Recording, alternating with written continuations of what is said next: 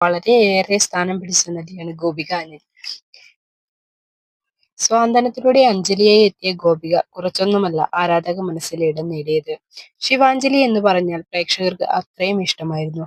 സ്വാന്തനം അവസാനിച്ചിട്ടും അഞ്ജലി എന്ന് തന്നെയാണ് പലരും കാണുമ്പോൾ വിളിക്കാറെന്ന് താരം പറയുന്നു. ഒട്ടേറെ സിനിമയിൽ ബാലതാരമായാണ് ഗോപിക അനിൽ പ്രേക്ഷകർക്ക് മുന്നിലെത്തിയത്. ഒരു വർഷം മുമ്പാണ് ഗോവിന്ദ് പത്മസൂര്യയുമായി ഗോപിക വിവാഹിതയായത്.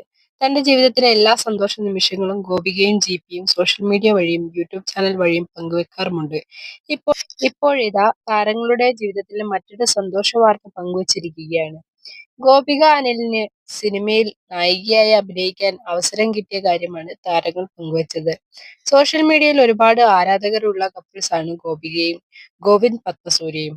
ഗോവിന്ദ് പത്മസൂര്യയുമായുള്ള വിവാഹശേഷമാണ് ഗോപിക അനിലിന് സിനിമയിൽ നായികയായി അവസരം കിട്ടിയത്.